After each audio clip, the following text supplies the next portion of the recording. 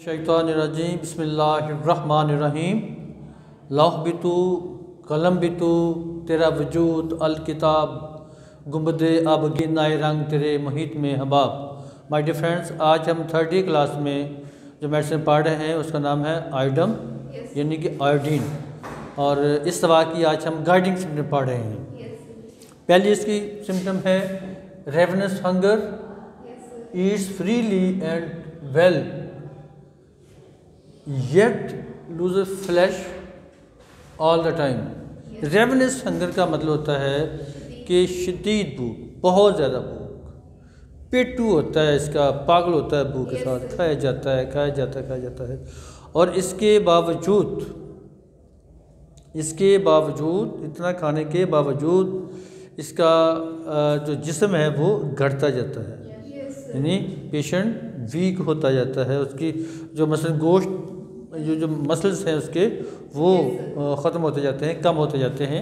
तो ये चीज़ नेस्टिम्योर के अंदर भी पाई जाती है, एब्रोटाइनिया में भी पाई जाती है, ये ट्यूबरकुलाइनिया में भी पाई जाती है ये चीज़, ठीक है।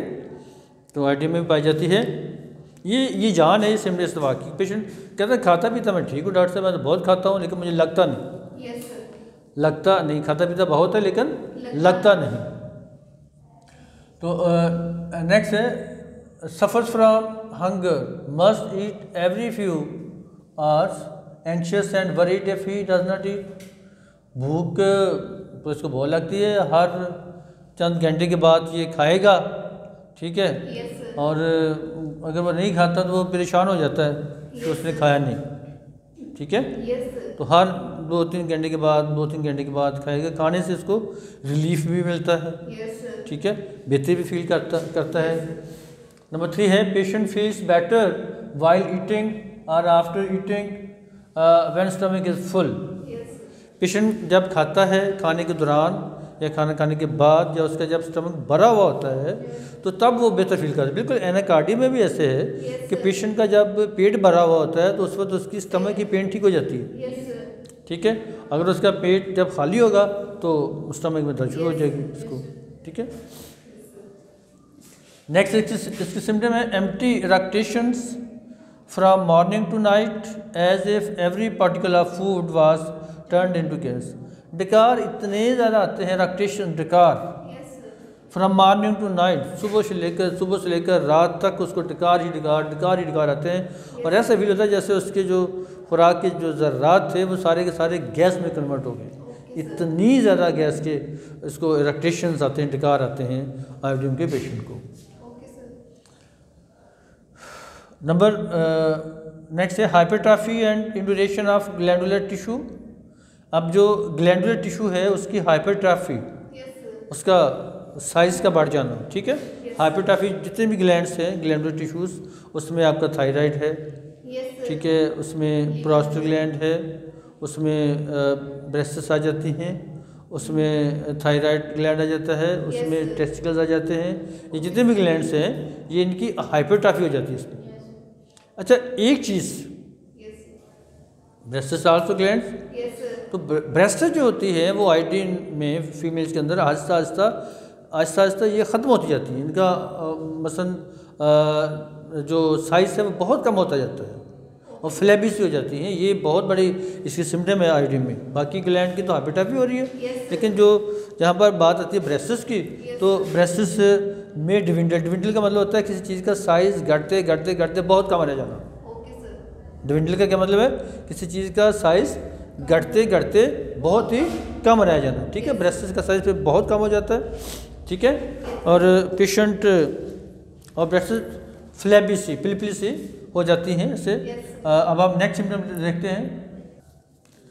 सो my dear friend, next symptom है hot goitre in dark haired persons. वो लोग जिनके बाल बड़े गहरे होते हैं, गहरे कलर के होते हैं, और उनका जो गिलर है गाइटर जो है वो हार्ड होता है, तो ये आयोडीन में आता है। Number 8 palpitation worse from least exertion. मामूली से भी बंदा एक्सर्शन करता है, कोई वर्जिश करता है, कोई काम करता है, कोई मैनुअल वर्क करता है तो दिल की धड़कन तेज़ हो जाती है। Number 9 sensation as if the heart was squeezed together as if the grabs with our hand, ऐसा फील होता है जैसे दिल को ऐसे निचोड़ा जा रहा है, किसी मजबूत चीज़ के साथ उसको पकड़ा जा रहा है, इस तरह की फीलिंग होती है। Number 10 leucorrhoea accrued corrosive staining and cording the linen. Leucorrhoea इसका एक्रेड होता है, क्रोसिव जहाँ लगेगा जलन करेगा, कपड़े के ऊपर रंग डालेगा, कपड़े के ऊपर स्टेनिंग द लिलन रंग डालेगा, एंड कोर्डिंग का मतलब होता है कि उसको गिला देना, कपड़ा गल जाएगा वहाँ से, जहाँ पर लिकोरिया लगेगा ठीक है वहाँ पर वो कपड़ा जल जाएगा वहाँ से। नेक्स्ट है cancerous degeneration of cervix. Cervix की जो सर्विक्स की का कैंसर है, cutting pains in abdomen and haemorrhage at every stool, और हर स्टूल के साथ हेमरेज होता है, ब्लड आता है, कटिंग पेन है एब्डोमेन के अंदर। नंबर 12 है constipation with ineffectual urging, amelioration by drinking cold drinks. Constipation with ineffectual urging यानी कि कॉन्स्टिपेशन है, कब्ज के साथ ये होता है कि पेशेंट को जैसे कि होता है कभी स्टूल और आना है लेकिन आता नहीं। नेक्स्ट है क्रूप। क्रूप में croup membranous hoarse dry cough worse in warm wet weather with wheezing and sawing respiration, जैसे आरा चलता है ना इस तरह की आवाज़ जब सांस लेता है पेशेंट वो आती है, सीढ़ियाँ से बजती हैं, ठीक है। नंबर 14 है child grasp the larynx face pale and cold especially in fleshy children. मोटे ताज़े बच्चे वो जब उनको खांसी वगैरह होती है तो वो अपनी लिरिंग्स को पकड़ते हैं, ठीक है, खांसते वक्त ऐसे करते हैं।